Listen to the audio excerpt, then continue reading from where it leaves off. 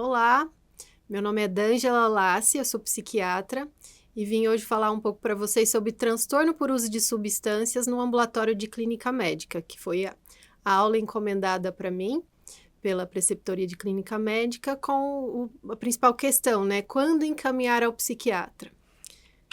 Então, primeiro eu quero me apresentar um pouco. Eu sou psiquiatra, eu trabalho tanto no meu consultório quanto também nesse instituto bem bonito que vocês estão vendo aí na imagem, que é o Instituto Perdizes. Lá eu sou coordenadora médica do setor de álcool e drogas. Até queria falar um pouco sobre esse novo instituto, porque todos nós estamos nos acostumando com ele. Esse é um instituto que foi inaugurado em novembro, finalzinho de outubro, começo de novembro do ano passado, de 2022. E esse instituto ele conta, na verdade, com dois serviços diferentes dentro de um mesmo espaço físico. Então, do lado esquerdo, a gente tem o bloco de clínica, de transição de clínica médica, de paliativos, e do lado direito, a gente tem o serviço de álcool e drogas.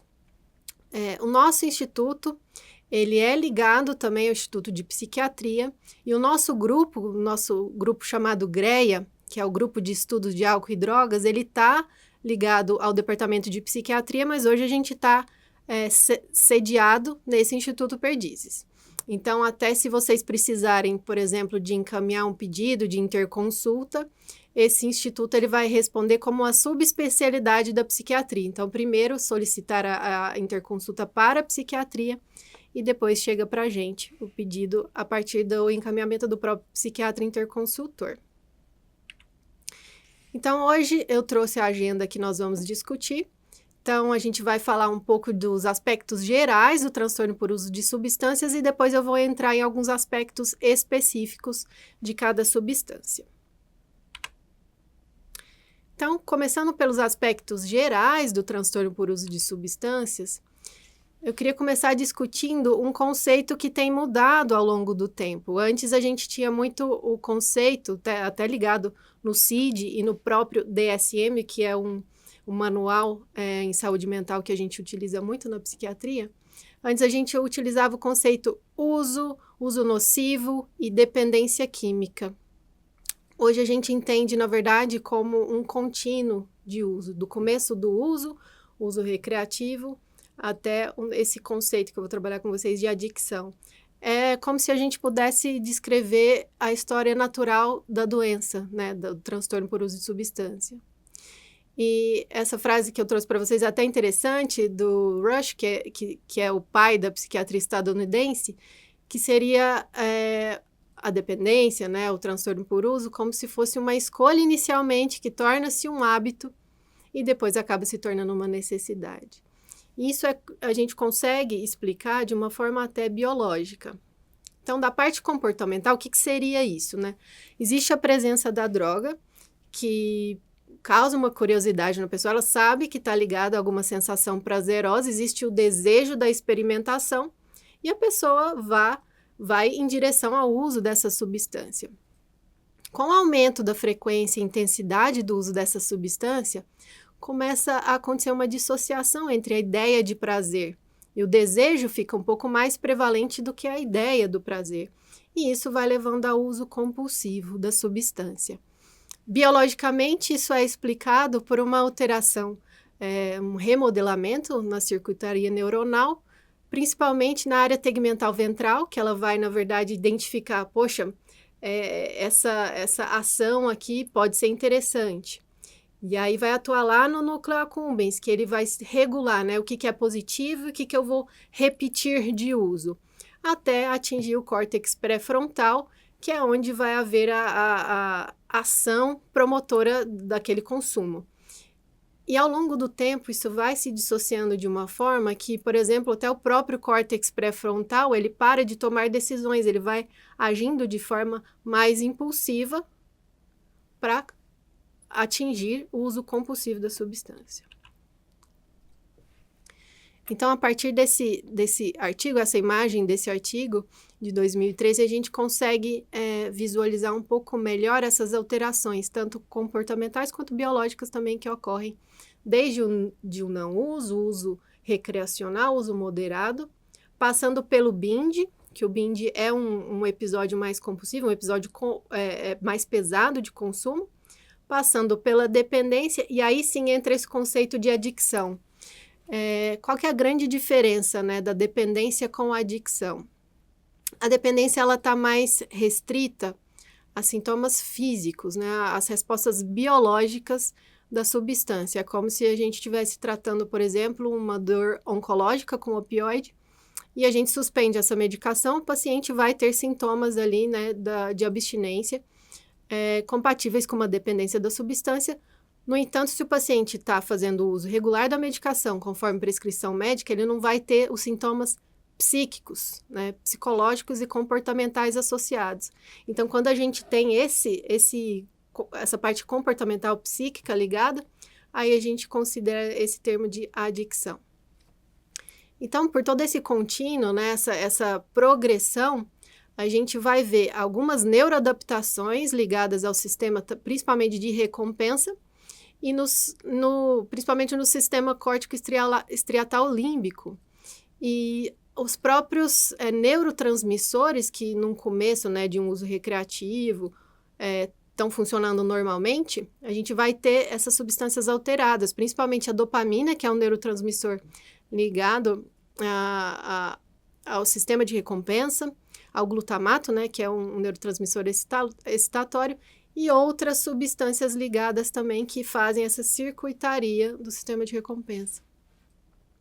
O craving, que é um sintoma que eu queria também trazer como sintoma importante aqui da dependência, que é o desejo intenso de uso, ele também vai partir de uma intensidade mais leve nesse uso inicial para uma intensidade muito grande, inclusive gerando uma necessidade física da substância ao longo desse uso. Outra coisa muito interessante é quais que são os gatilhos, né? Tanto para o craving, né, que é a fissura, quanto também os gatilhos para o uso de substância. Inicialmente, a própria droga, né, ou as pistas de droga são suficientes para deflagrarem um uso ali naquele momento. E quando eu falo de pista de droga, estou dizendo aquela coisa muito comum, né, que a gente vê na prática clínica. Poxa, você fuma? Ah, fumo, mas fumo mais quando estou bebendo. Então, o álcool, naquele contexto, seja um bar, uma festa, ele está sendo aumentado. Na verdade, ele aumenta o consumo, por exemplo, de tabaco. Então, essa que seria a pista de uso de substância. E já quando você está no modelo, né, de dependência ou de adicção, entra um fator de gatilho muito, muito interessante, que é o estresse. Então, para além da droga, da pista de droga, o estresse também causa um aumento ali de ansiedade no paciente, que ele aciona o paciente de uma forma a também conectar esses sintomas estressores com o uso de substância. Então, pensando nessa questão do contínuo, né, de uso até adicção, então a gente parou, né, de dividir o que é o uso nocivo e a dependência. O próprio Manual Diagnóstico Estatístico de Transtornos Mentais, que é o nosso DSM, que está na 5ª edição, nessa última edição trouxe esse conceito novo, né, que é o de transtorno por uso de substâncias. Então, ele leva em consideração vários critérios e ele vai classificar, na verdade, a depender da quantidade de critérios, a gravidade desse transtorno. Isso não é para se decorar, mas de alguma forma isso é até intuitivo, esses critérios que vêm, que é importante na entrevista clínica a gente ficar atento. Então, esse transtorno de uso de substâncias é um padrão problemático de uso de substâncias, levando ao comprometimento ou sofrimento clinicamente significativo e manifestado por pelo menos 2 dos seguintes critérios no período de 12 meses. Critério 1, tolerância, que é definida por qualquer um dos seguintes aspectos, ou necessidade de quantidades progressivamente maiores de substância para você atingir a intoxicação, aquele efeito desejado, ou a acentuada redução do efeito com o uso da mesma quantidade de substância. Critério número 2 é a síndrome de abstinência, manifestada por qualquer um dos aspectos seguintes. Síndrome de abstinência característica para cada substância. A gente vai ver que algumas substâncias têm características muito específicas.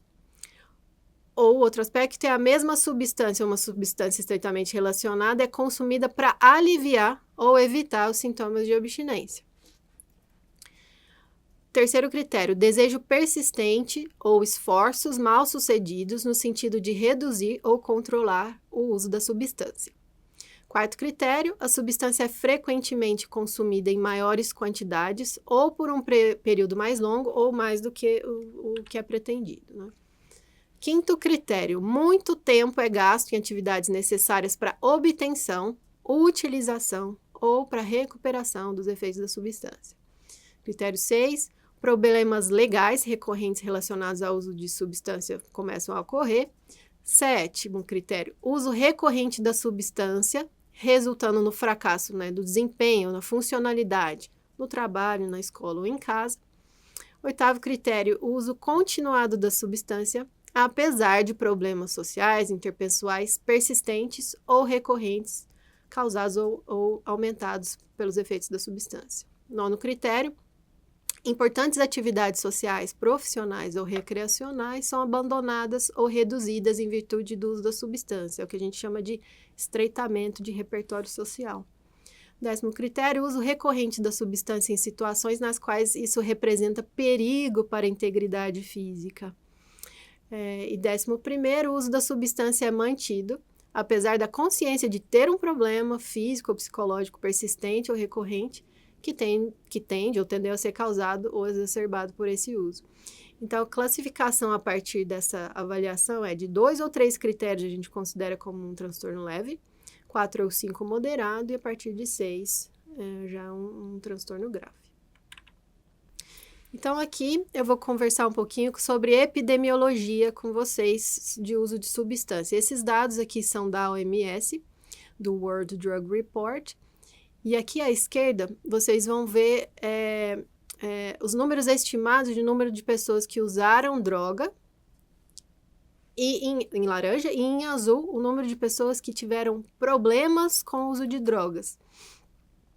E aqui à direita, a gente vai ver a prevalência do uso de drogas e do uso de problemas relacionados ao uso de drogas. Então, a gente vai ver que é o seguinte, é a menor porcentagem das pessoas que consomem drogas, álcool, drogas, que tem problemas com isso, que tem o transtorno por uso de substâncias.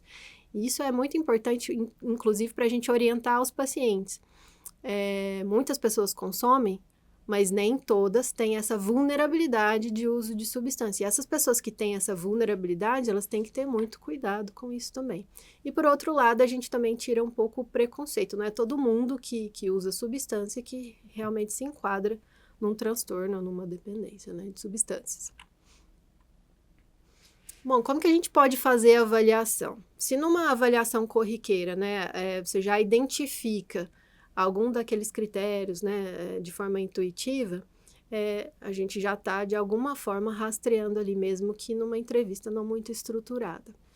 Mas o que é muito importante se se o paciente falou de uso de substância, ou se de repente há uma possibilidade, né, dele estar usando a substância. Conversar sobre esse uso de drogas, e conversar de uma forma muito aberta, de forma que a pessoa possa confiar e falar sobre isso sem ser julgada.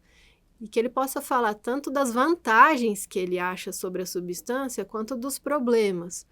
Porque é importante a gente deixar esse canal aberto. Muitas pessoas sentem vantagens, sentem prazer, né? Sentem questões positivas relacionadas ao uso. E a gente, enquanto cuidador, não pode bloquear esse acesso, essa conversa do paciente.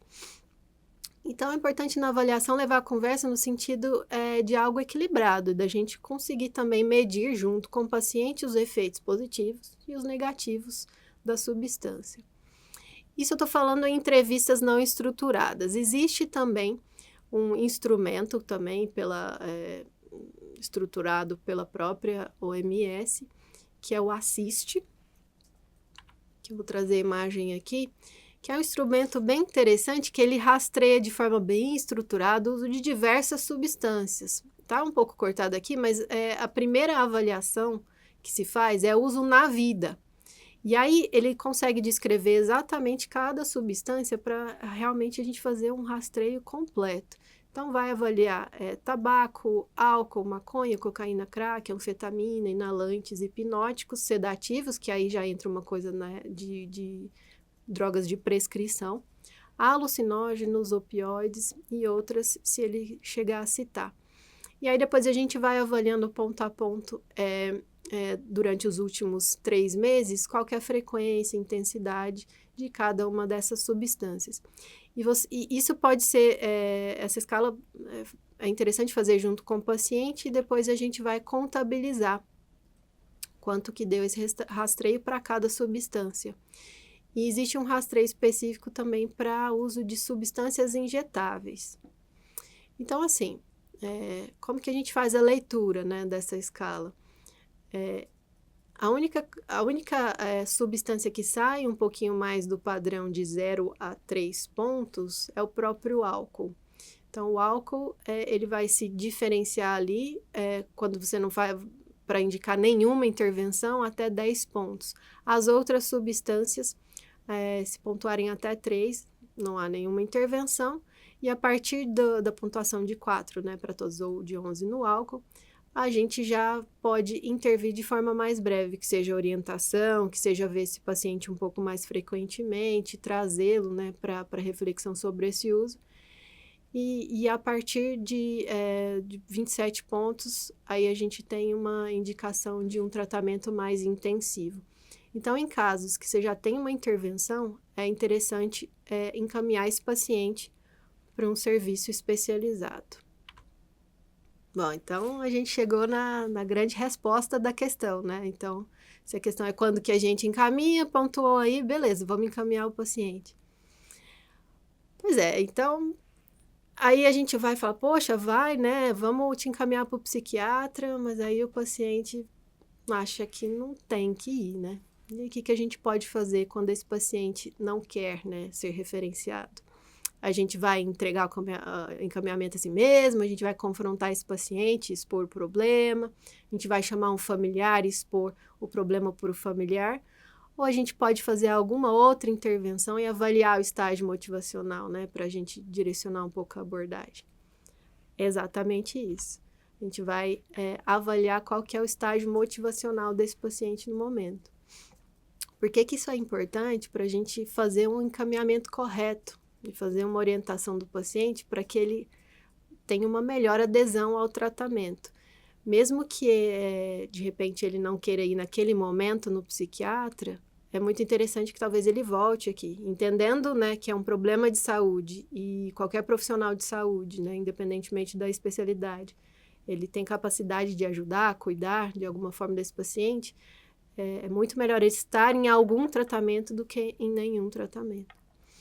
E essa questão do estágio de motivação vem a partir de um modelo que a gente chama de modelo transteórico, do Prochaska, de Clemente, que mostra que o indivíduo ele não caminha nos estágios de motivação de uma forma muito linear. Por exemplo, agora eu estou motivado, agora eu estou ativamente fazendo algo para mudar meu problema, e agora eu estou na manutenção. Não, os pacientes podem circular. Agora ele pode estar motivado, em algum outro momento ele pode perder essa motivação por algo que aconteceu na vida dele. Então, a gente tem que entender como algo mais complexo e saber trabalhar nessas transições que o paciente faz. Então, eu quero descrever um pouquinho cada momento, né, de estágio de motivação, para vocês terem um panorama mais geral do que se trata. O estágio de pré-contemplação seria o momento em que o paciente não observa nenhuma intenção de mudar o comportamento sobre aquele problema. E o que a gente pode fazer nesse momento? Levantar dúvidas, fazer uma psicoeducação, uma educação em saúde para o paciente, para ele tentar aumentar a percepção desses riscos e do problema que ele está tendo agora. A contemplação já é um momento em que o paciente tem a conscientização do problema, só que ele tem dificuldade para gerar uma ação que mude esse comportamento. E aí a gente pode começar a trabalhar com uma balança decisória, que a gente chama, né, de colocar os prós e os contras ali dessa mudança, né, de comportamento. Ou a própria, fazer um pró e contra sobre o próprio uso de substância. A preparação já é um momento, né, motivacional que o paciente já está se planejando, seja, poxa, eu planejei uma consulta, ou já planejei uma consulta, mas vou, por exemplo, no tabaco, né, marcar meu dia D, então acho que isso já transparece que o paciente já está preparado para começar algo. E a gente vai ajudar o paciente a determinar a melhor linha de ação para ocorrer essa mudança. O estágio motivacional de ação, o paciente já iniciou explicitamente a modificação dos seus comportamentos, e o nosso papel ali é ajudar o paciente a dar rumos, né, progredir esse tratamento dele. O estágio de manutenção é quando o paciente já está estabilizado em alguns comportamentos e a gente precisa consolidar os ganhos que ele teve nesse período. E a nossa tarefa é ajudar a identificar e utilizar estratégias de prevenção de recaída. Então, o momento de manutenção é um momento ainda de muito trabalho, mas de olhar para o futuro. E a recaída é uma parte do processo de mudança de qualquer doença crônica, não ia ser diferente também na dependência química, né, no transtorno por uso de substâncias, e a gente tem que ter o papel de ajudar o paciente a renovar os processos de contemplação, preparação e ação, rever quais foram os problemas, para o paciente não ficar imobilizado, desmoralizado nessa recaída e ele poder progredir, retomar os estágios anteriores. Então, assim, pensando que nesses outros estágios esse paciente já está com especialista, então o grande problema ali, né, que a gente acabou de rastrear é o paciente que não está motivado e que a gente vai ter que trabalhar essa motivação dele, a gente utiliza o espírito, né, as estratégias da entrevista motivacional, que é basicamente evitar discutir com a pessoa, e a gente precisa tentar mudar o jeito de falar, de abordar essa pessoa, se ela apresentar alguma resistência, porque o objetivo ali é buscar esclarecer o impacto da substância na vida da pessoa e de uma forma que ela consiga entender, né, naquele momento. É estimular a pessoa a decidir por si mesma se ela quer mudar o padrão de droga e não determinar o que ela vai fazer, mas trabalhar para ela também chegar nessa conclusão. Então, uma conversa equilibrada sobre esses prós e contras desse padrão atual costuma funcionar melhor do que a gente ser muito incisivo e diretivo com a pessoa.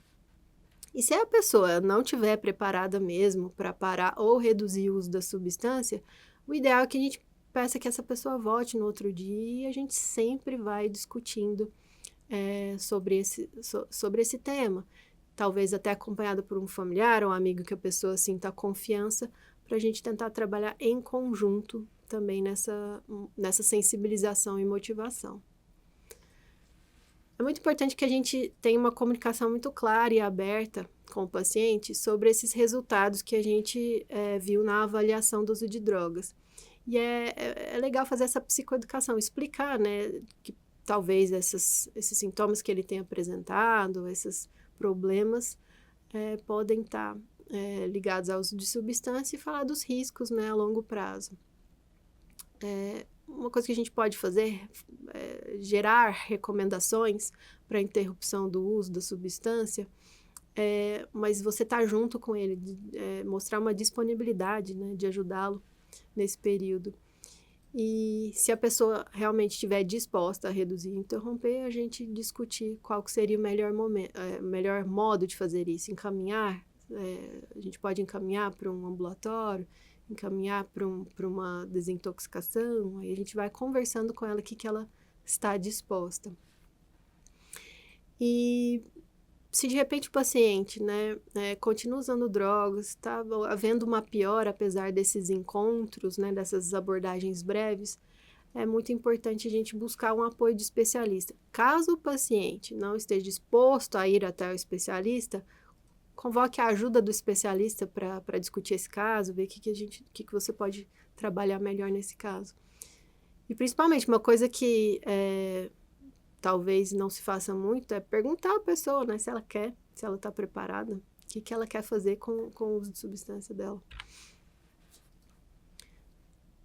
Bom, então, identificamos, né, que ele tem um transtorno por uso de substância, identificamos o momento motivacional que esse paciente está, e qual que seria, então, o padrão, né, de tratamento, padrão ouro de tratamento para transtorno de uso de substância? É tratamento psicossocial. Isso inclui uma infinidade, né, de abordagens, tanto de grupo de autoajuda, incluindo NA, né, Narcóticos Anônimos, Alcoólicos Anônimos, fazer uma avaliação, inclusive, social do paciente, se ele está com alguma necessidade de habitação ou trabalho. Inclui, inclusive, essa questão da psicoeducação em todo momento, né, de fornecer informações de suporte para o paciente, para os cuidadores, para a família.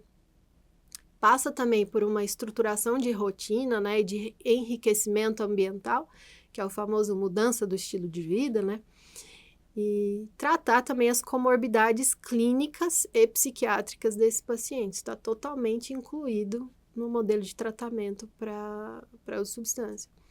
Psicoterapia e reabilitação psicossocial, extremamente importante e, quando disponível, né, fortalecer esses vínculos sociais, que vínculos sociais são fatores protetores para os pacientes.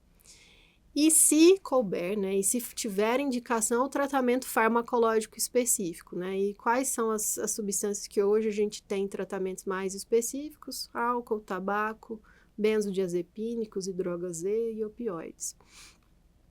Se há uma gestante, né, vulnerável, se há uma gestante com uso de substância, a gente sempre precisa encaminhar para o alto risco. Então, a gente tem algumas estratégias, né, na nossa RAPS, né, aqui na nossa rede de atenção psicossocial. A gente tem disponível tanto desde a estratégia de saúde da família, né, que é na figura das UBS, das Unidades Básicas de Saúde, a gente tem consultórios na rua, a gente tem os PAs, urgência e emergência, a gente tem os CAPs, que é Centro de Atenção Psicossocial. A gente tem, inclusive, hospitais psiquiátricos que têm emergência psiquiátrica 24 horas. A gente tem os CAPs que são específicos de AD, então, que podem trabalhar de volta, né? Ele está sempre conectado com toda a rede de atenção psicossocial.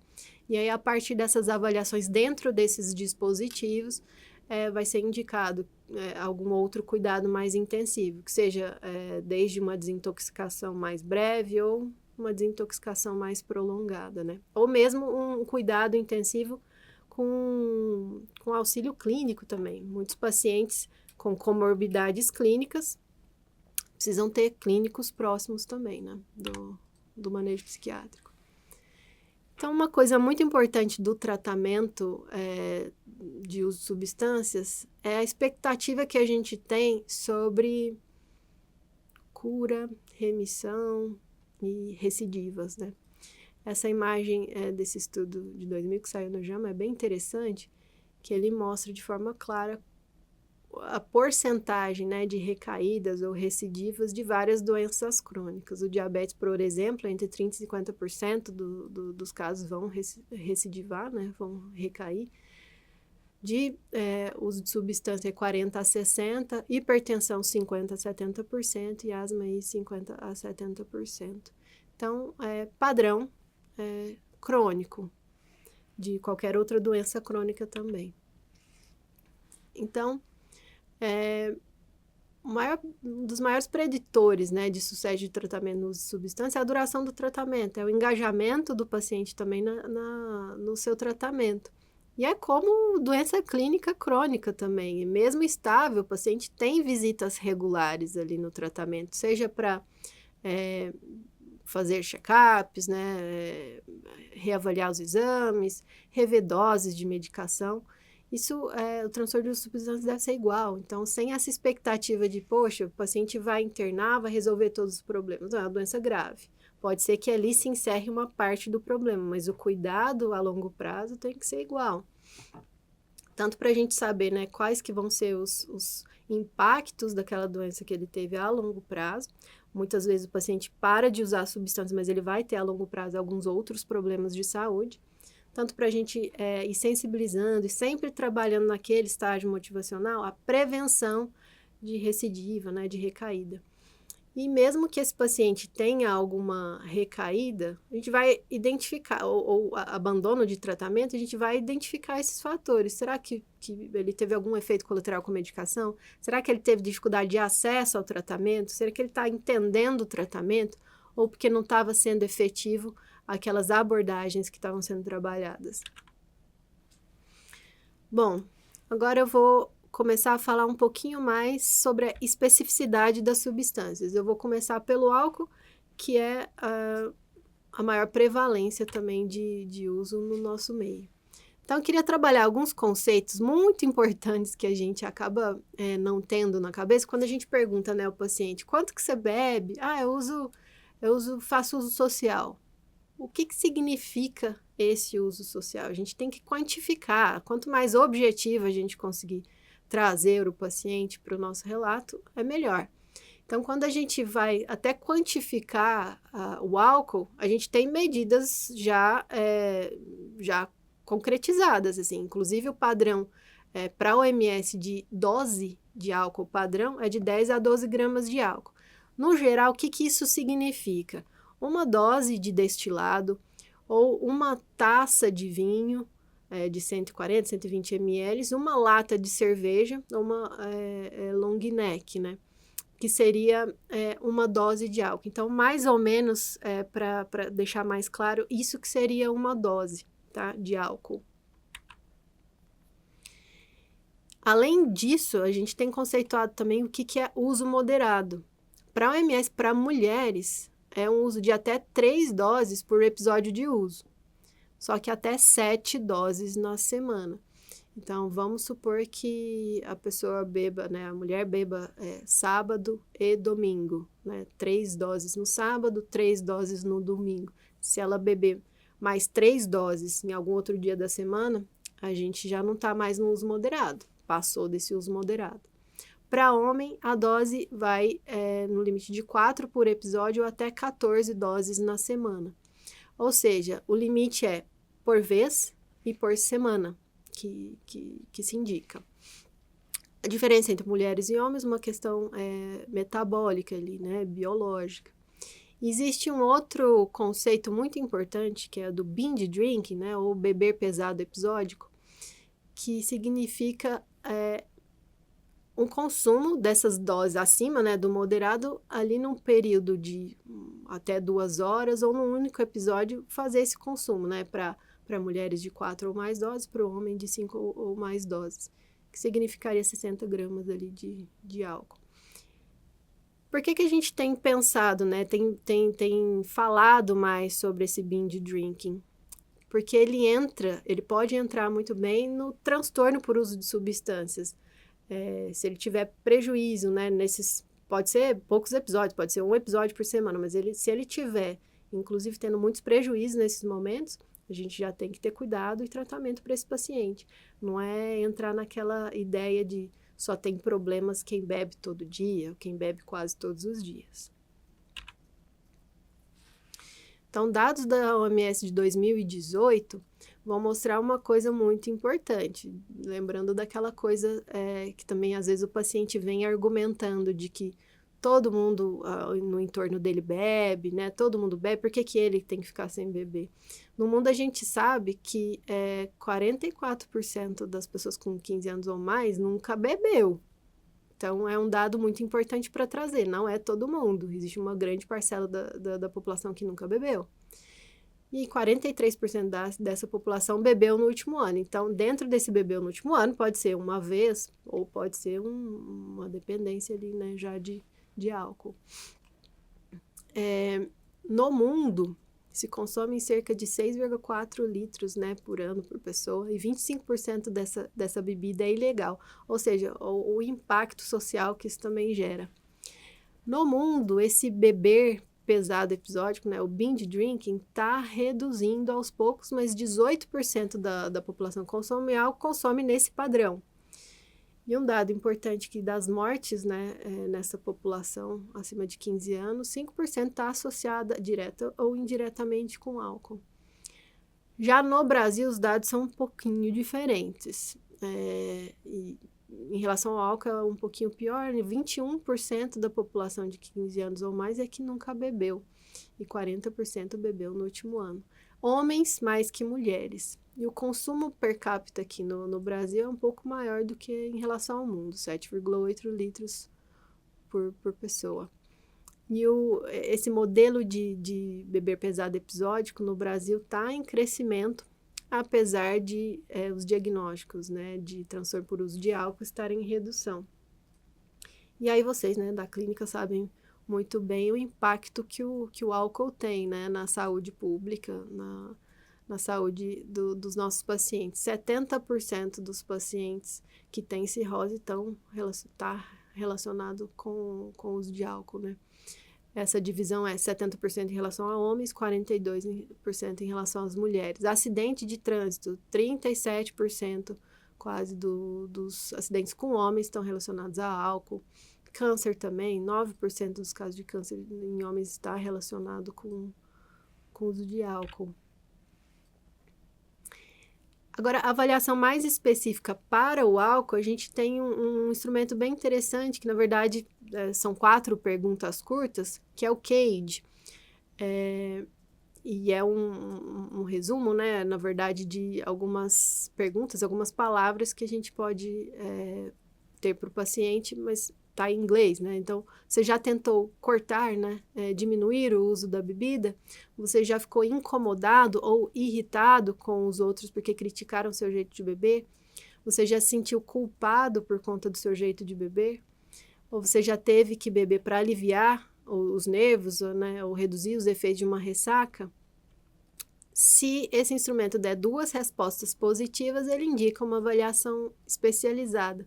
Então, são 4 perguntas rápidas, né, que qualquer profissional pode aplicar. O problema é que ele vai acabar selecionando muito os casos mais graves. Mas tudo bem, se a gente está num pronto-socorro, algo de forma mais rápida, assim, ele é um bom instrumento para a gente usar. Existem também outros indícios, né, de alterações laboratoriais que podem nos indicar também que esse paciente pode estar tendo um transtorno por uso de substância ou algum uso aí problemático. Gama-GT vai estar alterado em 30% a 50% dos etilistas, né, vai normalizar conforme ele vai se abstendo também do uso. A proporção, né, de TGO sobre TGP também pode estar alterada, e na doença hepática tem um padrão um pouco mais diferente, essa relação está, em geral, maior que 2. O VCM do paciente também vai ter uma alteração, caso esse paciente tenha um padrão mais crônico de consumo. A transferrina carboidrato deficiente também é um indicador de consumo de álcool, tanto que serve até para screening de consumo alcoólico. E a gente pode ter algumas ideias também de alterações de exame de imagem, né? Então, nessa imagem, a gente tem o paciente controle e em cima o paciente dependente de álcool. Realmente a gente consegue observar danos mais difusos, alargamento de ventrículo, né? Perda de volume da substância cinzenta. E alguns pacientes até com atrofia cerebelar. Isso pode ir melhorando com a abstinência do álcool. Qual seria o tratamento farmacológico específico, né? Essa é uma substância que tem tratamento farmacológico específico. O que é liberado pelo FDA hoje em dia? A naltrexona, o acamprosato e o disulfiram. Então, a naltrexona é um antagonista inespecífico de receptor opioide. Ele vai atuar modulando a resposta dopaminérgica indiretamente, vai reduzir o reforço positivo, a sensação de prazer que o paciente tem no consumo. A evidência atual que a gente tem é de redução do consumo de uso de substância, redução da taxa de recaída, ou seja, de manutenção de abstinência desse paciente, do que conseguir a abstinência propriamente dita. Então, lembrar disso, assim, quais são as indicações, as evidências mais claras dessa substância. A grande questão da naltrexona é que a gente precisa observar a função hepática desse paciente, mas se ele tem as enzimas num limite até de 5 vezes ali, o benefício de usá-la ainda é maior do que o prejuízo hepático, dele continuar consumindo álcool.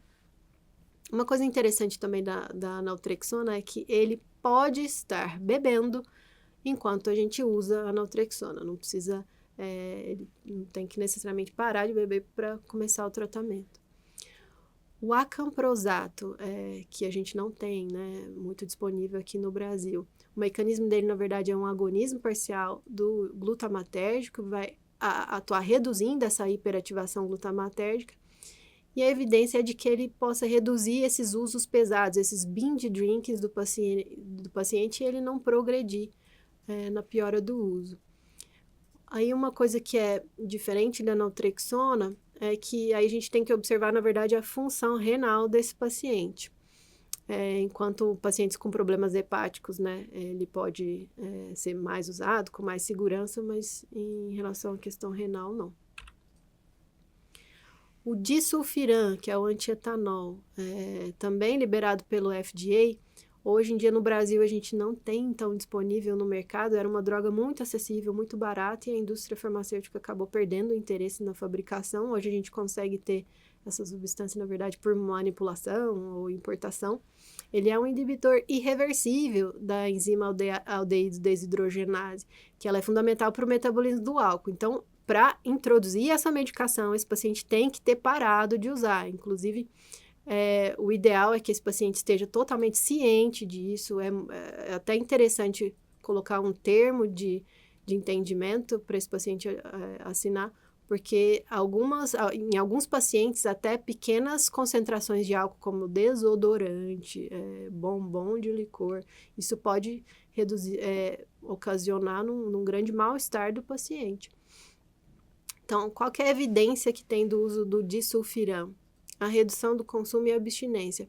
E é como se esse disulfiram funcionasse de duas maneiras, né? Tanto de um controle de uma continência interna, o paciente sabe que se ele usar ele vai passar mal, mas a gente tem entendido também que o disulfiram tem um mecanismo ali dopaminérgico, que pode atuar também na concentração ali de dopamina e atuar no sistema de recompensa.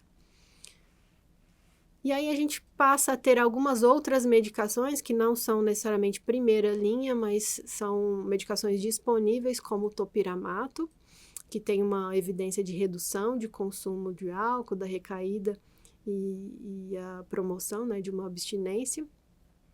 Mas é uma medicação que a gente precisa, em geral, de doses um pouco mais altas, até 300 miligramas, e geralmente pode causar alguns efeitos colaterais nos pacientes, principalmente da parte cognitiva. Tabaco, segunda substância que também tem tratamento específico. Então, de conceito geral, né? A nicotina, que é a substância ali encontrada no tabaco, ela é a substância psicoativa, ela que vai atuar estimulando o sistema nervoso central, no sistema ali mesolímbico. Ela está relacionada à motivação, à sexualidade, atenção, prazer e recompensa. E ela tem uma meia-vida muito curta, de 2 horas, que é isso que vai também fazer com que o paciente fume com muita frequência. O tabaco em si é uma planta, ele possui a substância psicoativa nicotina e várias outras substâncias, né? E ela foi trazida aqui, né, na América, para o Brasil, pela Europa na época dos descobrimentos, né? E inclusive, foi um diplomata francês que deu o nome, né, para a nicotina, o Jean Nicot, que foi um dos grandes responsáveis pela difusão ali na Europa do hábito de fumar e depois veio aqui para o Brasil. Quando a gente fala de fumo e produtos fumígenos, eles podem ou não ser derivados do tabaco. Então, tem algumas, que sejam narguilés, algumas composições ali que não necessariamente têm o tabaco, mas que são chamadas de produtos fumígenos. Então, aqui é uma imagem de um cigarro, antigamente fazendo alusão, né, dessa vinda do tabaco aqui para as Américas. E dados epidemiológicos aí no mundo, da OMS, que o tabaco é responsável por 50% das mortes dos tabagistas. Então, metade dos tabagistas morrem pelo tabaco. E 80% dos tabagistas moram em países de baixa e média renda, o que é importante, então, salientar o papel da psicoeducação. Será que essas informações não fazem, então, um impacto importante nesse hábito de fumar das pessoas, né? E 22% da população usa produtos de tabaco no mundo, é bastante gente, né? No Brasil, dado de 2019, 12% da população tabagista, a maior parte homens, né? Mas a gente tem visto uma queda nessa prevalência de tabagismo aqui, muito por conta das diversas ações, né? Que a gente tem tido incentivados pelo próprio governo. E outro dado, né? 85% dos cânceres de pulmão estão associados ao tabagismo, 50% dos cânceres de bexiga estão associados também. Isso gera 8% aí em gastos de saúde pública de forma direta. E 13% das mortes em 2020 estavam ligadas direto ou indiretamente ao tabagismo. Como que a gente pode avaliar, né? Não só numa conversa clínica, não estruturada, né? Numa conversa aberta, mas a gente também tem essa escala de Fagerström, que a gente pode avaliar a gravidade do uso desse tabaco do paciente. Então, você vai perguntar, né, nessa escala, quanto tempo após acordar ele fuma o primeiro cigarro, se ele acha difícil não fumar em lugares proibidos, qual que é o cigarro do dia que ele fica, que traz mais satisfação para ele, a quantidade de uso e, né, quantos cigarros, né, ele costuma, se ele fuma mais pela manhã e se ele fuma mesmo doente, né, quando precisa ficar acamado. Então, são itens que vão avaliar a gravidade. Se o paciente ele acaba fumando mais pela manhã, né, tem um apelo maior do cigarro do dia, ele tem uma gravidade maior, quer dizer que o tempo que ele está dormindo, né, ele acaba desenvolvendo maiores sintomas de abstinência. Então, tem o score total para classificar como muito baixo, médio, elevado ou muito elevado essa gravidade. Como que a gente faz a abordagem, então, né, do tabagismo nesses pacientes? Todos os profissionais de saúde devem perguntar sobre o uso de tabaco, independentemente da sua especialidade. Isso deve estar registrado no prontuário, porque a gente precisa dar alguns conselhos ali sobre para abandonar, né, o cigarro e encaminhar esses pacientes para algum tratamento caso ele tope, né, caso ele esteja motivado para isso. Se ele não tiver motivado nesse momento da consulta, marca de novo, aborda novamente em algum outro momento. É importante retomar esse assunto, né? E é importante ele ver que a gente está disponível para ajudá-lo com isso. E uma das formas também da gente convencer esse paciente, né, motivá-lo, esse paciente que está pré-contemplativo, é a psicoeducação. Então, mostrar quais são esses benefícios, né, de parar de fumar. Poxa, em 20 minutos que ele já não fuma, a pressão sanguínea já melhora, a frequência cardíaca já melhora. Dentro de 8 horas, né, a gente tem o monóxido de carbono mais reduzido ali, volta para o normal, a oxigenação melhora. De 24 a 48 horas, a chance de ter, né, algum evento cardiovascular diminui. 72 horas, a parte pulmonar já está um pouco melhor, a respiração fica mais fácil. De 2 semanas a 3 meses, o sistema circulatório já vai melhorando, a função pulmonar já melhora em torno de 30%. Em 6 meses, aqueles sintomas, né, que o tabagista tem frequentemente, que é a tosse, congestão nasal, fadiga, isso vai melhorando. Dentro de 1 ano, o risco de um evento coronário cai pela metade. Dentro de 10 anos, o risco de algum problema de câncer, né, de pulmão reduz também pela metade. E depois de 15 anos, o risco de eventos cardiovasculares se torna igual da população que nunca fumou. Cardiovasculares, mas aqueles eventos, inclusive, em relação a câncer, né, de bexiga, por exemplo, continua um risco alto.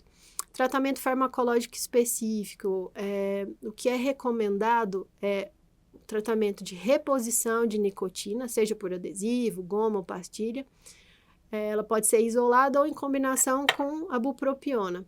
A vareniclina era uma substância que a gente tinha muito eficaz também, só que devido a alguns efeitos aí, provavelmente ligados a alguns casos de câncer na Europa, ele foi suspenso e a gente não consegue utilizá-lo mais. Transtorno por uso de cocaína. Alguns conceitos que eu quero trazer aqui, né? O que é o cloridrato de cocaína? É a pasta de coca mais o ácido clorídrico, né? Então, vira um sal, a cocaína em pó mesmo. E o crack é conhecido como a base livre, é um alcaloide, né? Ele é formado pela reação do cloridrato de cocaína com a solução álcali, né? Amônio ou bicarbonato de sódio aquecido. A merla, ela é uma pasta à base de coca, só que ele tem um solvente contaminante maior. E o mesclado é a mistura de crack e maconha no mesmo cigarro, no mesmo uso. E aqui, como a gente vai vendo, né, esse uso que tá ligado mais a um ambiente um pouco mais marginalizado. À direita vocês vão ver aí que são os pinos, né, com a substância. Geralmente é vendido por pino, ou por grama, ou por papelote. Então, no mundo, 0,42% da população mundial, cerca de 21 milhões de pessoas, fizeram uso, né, acima de 15 anos. No Brasil, 3% de usuários de crack, dos 3%, né, de usuário de crack na população, 1/3 morre como causa principal e 85% das vezes que esses pacientes morrem é por causas de violência. Então, hoje, o nosso problema de saúde pública em relação ao uso de substância é o crack, né? E está muito envolvido com problemas sociais. Então, um paciente que se apresenta com alguns distúrbios do sono, alteração de humor, depressão, ansiedade, humor muito instável, irritabilidade exagerada, que não está muito conectada com os contextos ali que ele está vivenciando, que apresenta alterações de memória, percepção de realidade, está faltando muito frequentemente no local de trabalho, que tem alteração de pressão arterial, evento cardiovascular, principalmente jovens, né? Pacientes que têm lesões em boca, em dedo, vocês viram, né, quando ele pega o cachimbo, história de trauma, violência, acidente frequente, investiguem história de uso de drogas e principalmente de cocaína e crack. A cocaína, o transtorno por uso de cocaína, hoje em dia não há um tratamento específico aprovado pelo FDA. E hoje o foco continua sendo psicossocial e tratamento de comorbidade. Isso é muito importante, sempre focar no tratamento de comorbidade. E o manejo, quando farmacológico, deve ser sintomático. Então, assim, se o paciente tiver numa agitação ansiosa, utilizar benzodiazepínicos. Se eles estiverem com um quadro psicótico, que a gente pode julgar ali no momento mais induzido, né? A gente ainda não sabe a história prévia dele, usar antipsicóticos mesmo. Transtorno por uso de benzodiazepínicos. Dentro disso, que eu queria trazer um conceito muito importante, é o de desprescrição. O que é a desprescrição? É um processo planejado e supervisionado de redução ou cessação de uso de medicações que podem estar causando algum prejuízo ou não trazendo mais benefício ao paciente. E aí isso é um fluxograma, assim, né, basicamente, depois vocês puderem entrar nesse site, é bem interessante, theprescribing.org, que ele vai avaliar, inclusive, assim, poxa, paciente usando benzodiazepínico, em geral, o limite ali de uso é 4 semanas. Acima de 4 semanas, ele já não traz os benefícios que talvez teria usando ele para insônia, ansiedade. Ele para de ter esse benefício e pode começar a ter risco, principalmente para pacientes idosos. Então, assim, no mundo, 2% da população faz abuso de medicação de prescrição dos benzodiazepínicos. É o 5º transtorno por uso de substância mais comum. E ele tem uma correlação com desfechos muito ruins, assim, aumenta a morbidade, aumenta a associação com o uso de outras substâncias. Hoje, um dado muito interessante aqui no Brasil, que mais mulheres têm transtorno por uso de benzodiazepínicos do que homens. E uma coisa muito interessante, até para a nossa classe, né? As drogas né? que tem atingido muitos médicos, dentistas, veterinários por acessibilidade à prescrição. Isso tem sido um problema novo aqui nos últimos anos para a gente.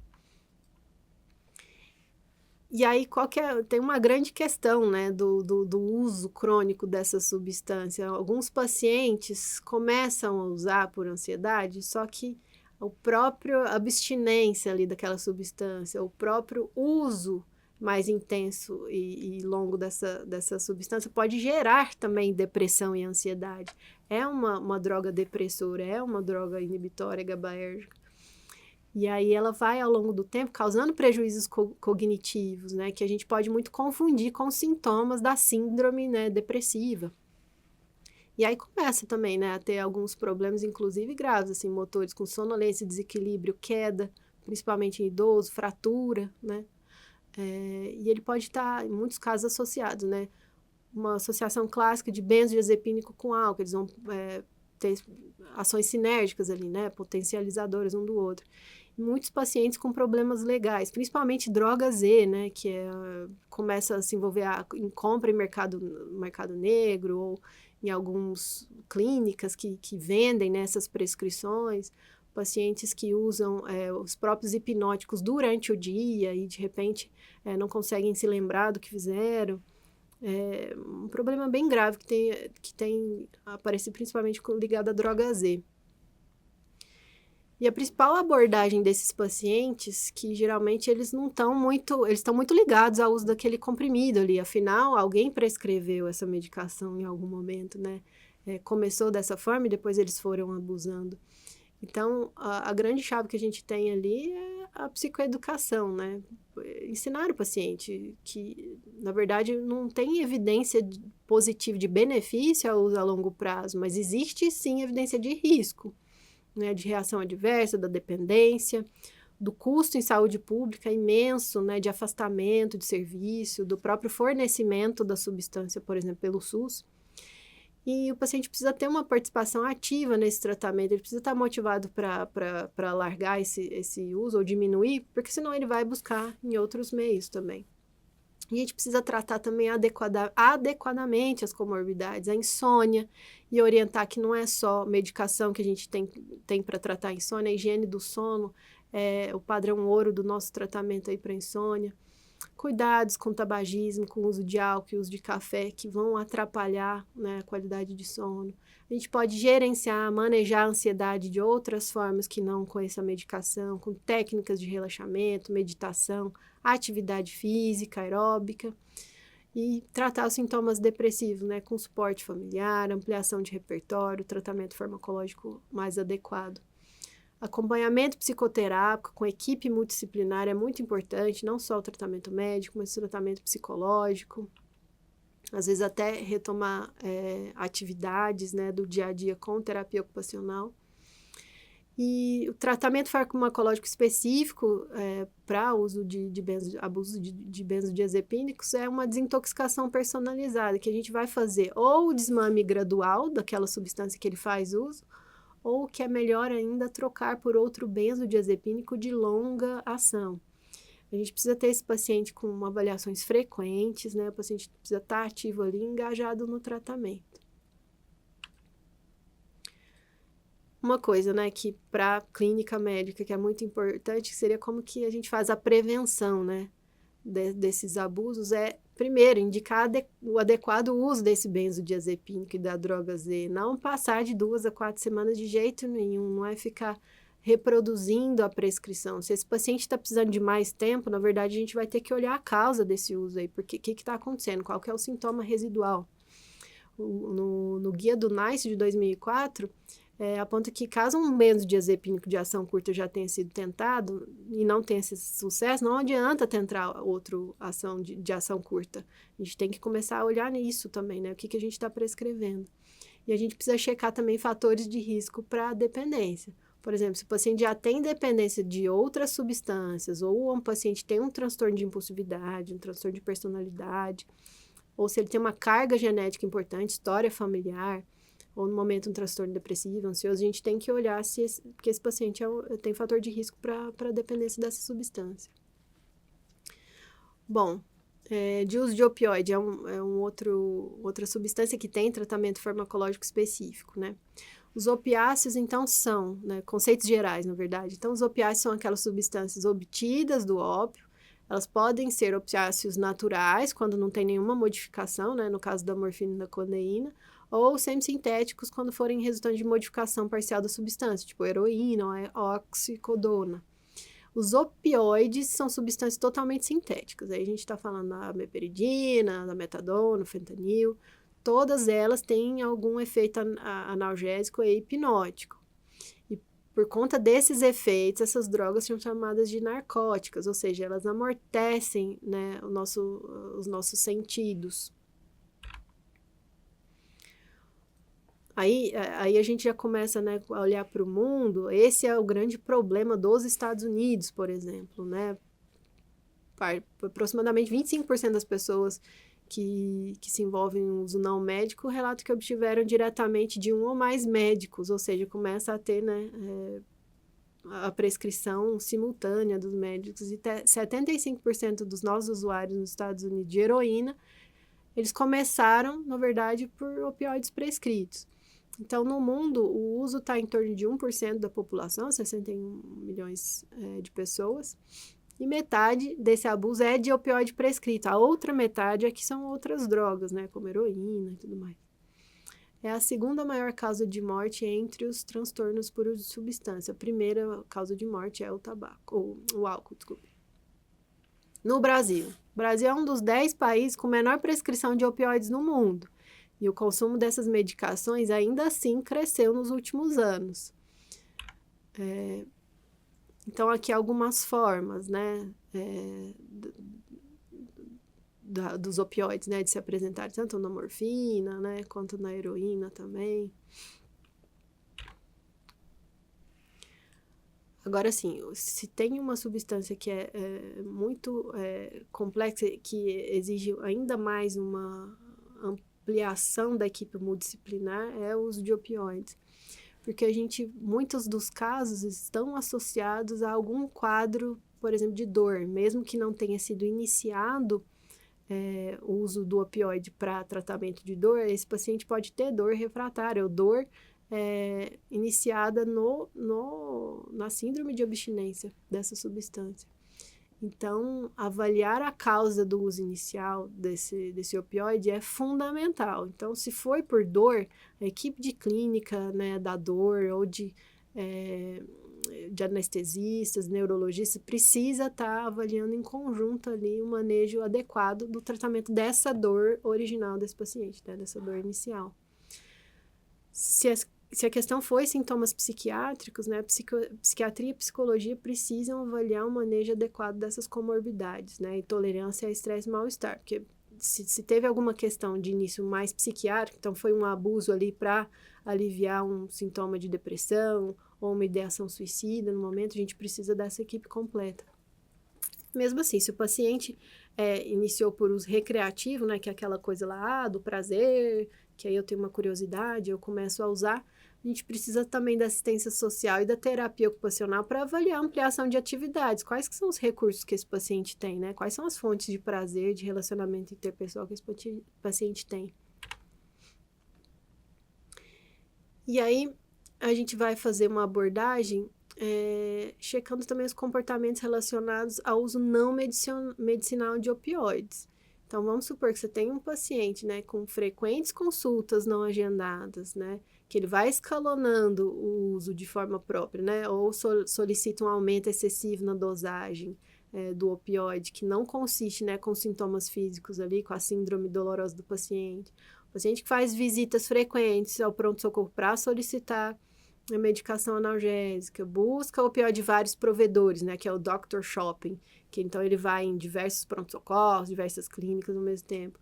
Ou se o paciente chega já pedindo um opioide específico, se ele tem uma resistência a mudar, né, a prescrição quando indicado, ou se ele usa medicamentos restritos não prescritos ou alguma droga ilícita, já são dados para a gente alertar que esse paciente pode estar com comportamento relacionado ao uso não medicinal do opioide que está sendo prescrito. Se ele solicita também opioide para o seu efeito eufórico, se ele deixa isso claro, ou por sintoma de ansiedade, insônia. Se existe um relato dele ou da família, né, de um funcionamento prejudicado nas atividades do dia a dia. Se ele começa a ter opioides, né, com prescrições de mercado negro. Se a família começa a perceber que também tá faltando medicação ali na caixinha de medicação dele. O paciente fala que prescrição foi perdida, roubada, essas histórias assim que não são muito compatíveis, a gente precisa estar atento que ele pode estar fazendo esse uso errático. E a avaliação que a gente pode fazer, assim, por exemplo, se o paciente realmente não traz nenhum desses sintomas, mas desses relatos, né? Mas se ele começa a apresentar alguns sintomas que são compatíveis, né? Como a síndrome de abstinência de opioides. E essa síndrome de abstinência de opioides é muito clássica, né? Com todos esses sintomas de vômito, perda urinária, diarreia, né? Essa pele, né? Piloereção, uma diaforese. Todos esses sintomas, assim, são compatíveis com uma síndrome de abstinência. A gente precisa levantar essa hipótese. Existe uma avaliação mais específica com uma escala, né, da síndrome de abstinência de opioides, que é muito importante da gente ir checando, né, momento a momento, quando o paciente claramente está nessa síndrome. E aí, a depender, a gente vai direcionar o tratamento farmacológico. Então, é uma avaliação estruturada que a gente tem também dentro do uso de opioide. De tratamento farmacológico específico, a gente tem, então, primeiro a gente tem que dividir em duas abordagens, né? Tanto a terapia de substituição, quando a gente vai fazer a desintoxicação desse paciente, né? O manejo da síndrome de abstinência. Em geral, a gente usa a metadona para tratar isso e é importante que isso seja também muito monitorado, de preferência em ambiente hospitalar. E a gente pode usar também a clonidina como sintomático, mas na verdade para manejo de sintomas físicos, tá? E quando a gente pensa em terapia de manutenção, aí a gente vai olhar de uma outra forma. Se a gente está, na verdade, fazendo esse tratamento para uma desintoxicação ambulatorial, para um paciente mais refratário, crônico, se a gente até está pensando numa redução de danos aí para esse paciente, aí a gente vai fazer essa redução de forma bem lenta, com o uso de opioides propriamente. A buprenorfina é uma medicação adequada, só que hoje aqui no Brasil é uma medicação muito cara.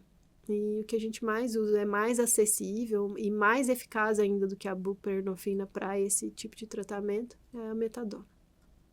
A naltrexona, que a gente já viu também que indicada no tratamento pro álcool, ela pode ser iniciada depois que os sintomas de abstinência estão controlados e o paciente não está fazendo mais uso de opioides. Porque se a gente coloca ele, que é um antagonista, junto com o opioide, a gente pode precipitar uma síndrome de abstinência. A naltrexona tem uma evidência importante na redução de abuso de opioide, né? Previne overdose e ela faz uma manutenção adequada de abstinência. Tem uma boa aderência também dos pacientes. Prevenção, outra questão muito importante para a parte clínica, porque esses pacientes geralmente, então 50% ali nos Estados Unidos começam esse transtorno por uma prescrição médica.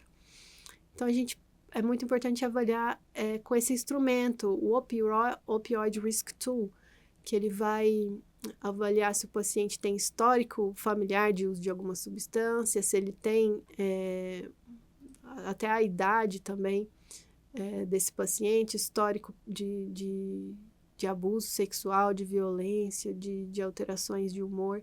Isso tudo vai contribuir para ter um aumento de risco desse paciente. Se o risco der nessa escala moderado a grave, é importante a gente avaliar a alternativa para o tratamento, ou se não, seguir de um jeito muito próximo esse paciente. E se necessário, poxa, não, tá bem indicado o opioide, então vamos considerar também uma avaliação especializada, vamos solicitar uma interconsulta ou até um encaminhamento, se o paciente estiver disponível para isso. Bom, então algumas referências que eu utilizei aqui na aula. Esse é meu e-mail, se alguém tiver alguma dúvida, pode me enviar, e também a gente está super disponível no nosso instituto também para as trocas que vocês quiserem. Agradeço muito o pedido, né, a solicitação dessa aula, esse convite, que é muito legal para a gente ter esse espaço de troca aqui entre a psiquiatria e a clínica médica. Fico por aqui, obrigada a todos pela atenção.